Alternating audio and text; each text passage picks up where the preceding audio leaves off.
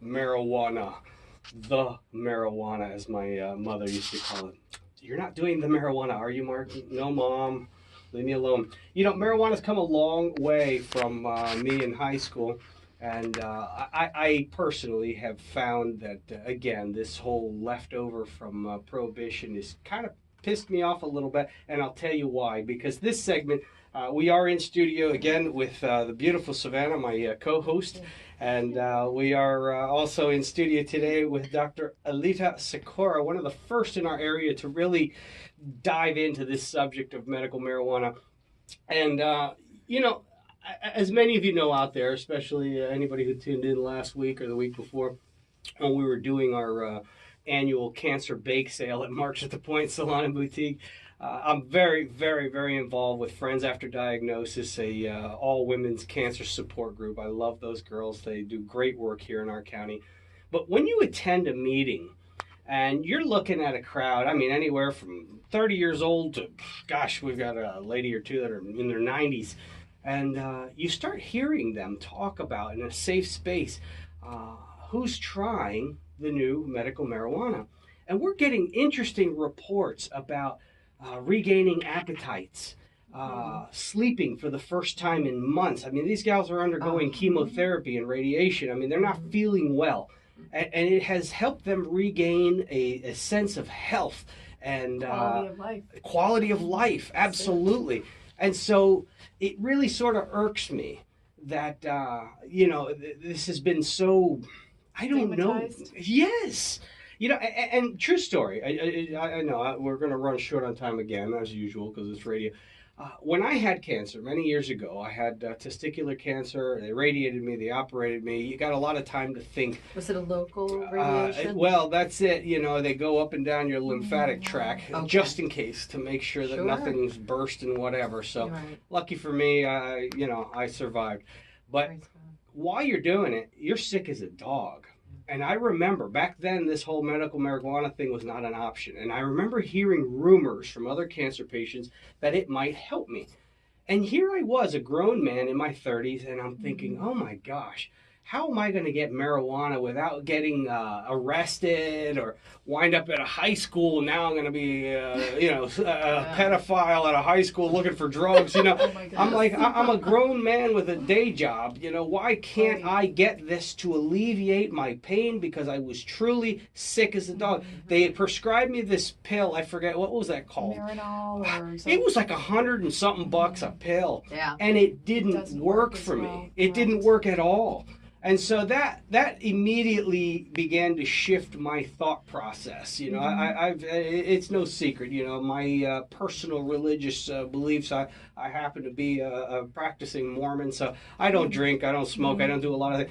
But when you're sick, let me tell you, you start to really rethink.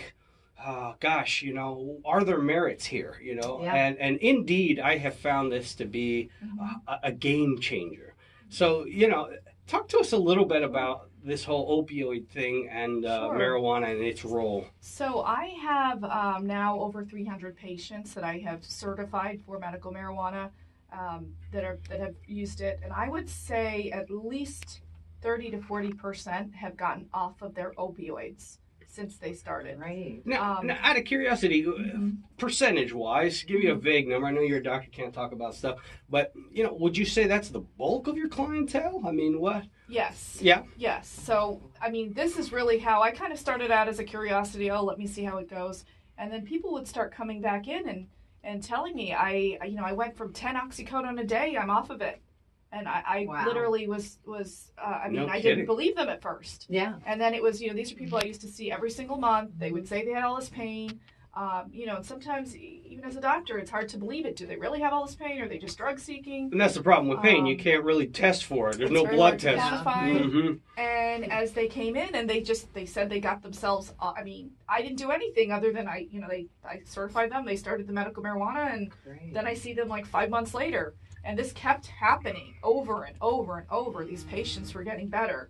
And they, and not all of them are requiring really high doses of the medical marijuana. So it's amazing how they could have been on, thousands of milligrams of oxycodone, and now they're taking maybe a couple inhalations of marijuana a day and they're good. So it was just an amazing phenomenon. And that's when I decided I need to expand it. And of course I see other patients like cancer patients and, helping with the other diagnoses. But Sure, yes. sure. Let me ask you a question real quick. I know how expensive some of these drugs are. What is the cost on Okay, for so medical marijuana? to see if you first have to see a physician, that cost is usually anywhere from $200 to $300. Right.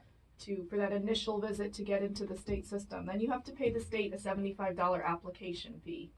After that, once you're approved, you go to the dispensary. None of that the marijuana would be covered. So So we're saving lives from opioid death, Mm-hmm. but insurance companies aren't. Correct.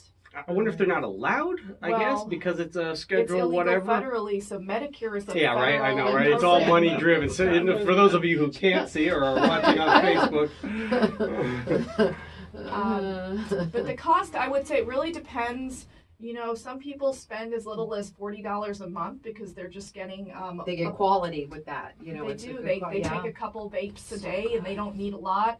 A bottle, I have there of a tincture, maybe $70. That may last somebody a whole month. what? They have oral medication, No, you oral used medical a marijuana. word. It's called a tincture. A tincture. I don't know that word. It's basically drops that they put under their tongue. Okay. So that you can get drops, you can get capsules, you can get vapes that you inhale. And some people do spend several hundred a month. It just really depends. But it's actually been cheaper than I expected for most of my patients, saying it's costing them maybe $100 or $200 a month. Yeah, and it